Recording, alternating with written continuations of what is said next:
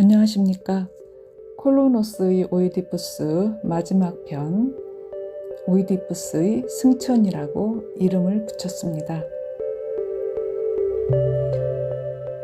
아버지로부터 자기 편에 서달라는 부탁을 거절당한 폴리네이케스가 돌아가자 천둥이 요란한 굉음을 내며 무너져 내리고 머리카락이 쭈뼛하도록 번개가 하늘을 밝힙니다. 오이디푸스는 신이 예언한 종말이 다가왔으니 테세우스 왕을 서둘러 모셔오라고 합니다. 테세우스에게 받은 선행에 보답할 때가 왔다는 것입니다. 테세우스가 벼락이 치고 억수같이 쏟아지는 우박의 폭풍우를 뚫고 오이디푸스에게 왔습니다. 오이디푸스는 제우스의 천둥과 번개가 자신을 데려가는 전령이라며 자신이 죽을 장소로 가는 길을 테세우스에게 보여주겠으니 누구에게도 그 장소를 말하지 말라고 당부합니다. 그 장소는 수많은 방패보다 이웃 나라의 구원병보다 훌륭하게 아테네를 지켜줄 것이니 그곳에서 보게 될 신성한 것들에 대해 발설하지 말아야 한다며 자신의 사랑하는 딸들에게도 말하지 않을 것이라고 합니다. 그곳의 비밀은 언제까지나 테세우스가 혼자 간직하다가 인생의 종말에 이르면 장남에게만 알려주고 장남은 또 계속 후계자에게 가르쳐주라고 합니다.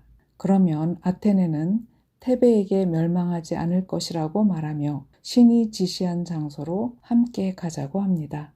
딸들에게도 마지막 인사를 나누고 아테네와 테세우스를 축복하면서 지하의 여신이 인도하는 곳으로 향합니다. 수많은 슬픔이 특별한 이유도 없이 덮쳐 통곡하는 운명으로 살았지만 그 보상으로 신이 오이디푸스를 드높여 눈먼 오이디푸스가 자기의 무덤 근처까지 모두를 인도합니다. 청동 계단이 깊숙이 박힌 가파른 문턱에 이르러 갈림길 중 한 곳에 멈춰 서서 테세우스와 굳은 약속을 한 바위에 앉아 딸들에게 목욕할 물과 제사 준비를 시킨 후 목욕 재개하고 준비를 마치자 제우스의 천둥이 울렸습니다. 딸들이 놀라 통곡하자 비통한 울음을 달래며 그녀들을 가장 사랑한 아비는 더 이상 존재하지 않을 것이니 눈먼 아비를 부양하는 수고를 하지 않아도 되겠지만 아비 없이 남은 생을 살아야 한다며 딸들을 껴안고 울었습니다.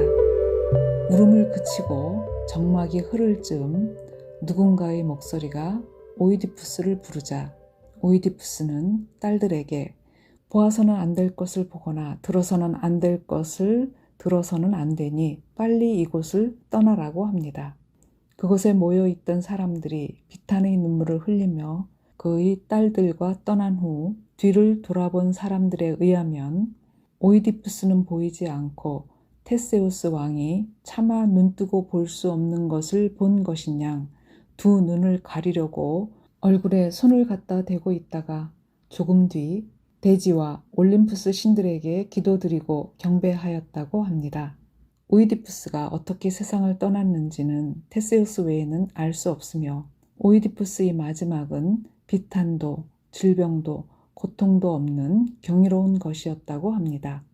안티고네는 아버지의 죽음이 전쟁터나 바다가 아닌 운명에 의해 가장 바람직하게 원하던 대로 떠나셨다고 말하고 남겨진 자신들의 앞날을 걱정합니다. 이스메네는 차라리 아버지를 따라가고 싶다고 말합니다. 주민들이 그분은 축복 속에 생을 마감했으니 슬퍼하지 말라고 딸들을 위로합니다. 의식을 마친 테세우스가 오자 안티고네가 아버지의 무덤을 보고 싶다고 말합니다.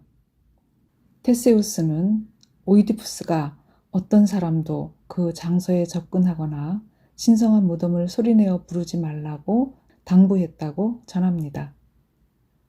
안티고네는 테세우스 왕에게 두 오빠가 전쟁을 벌이는 테베로 보내달라고 하면서 테베 3부작 두 번째 이야기 콜로노스의 오이디푸스는 막을 내립니다.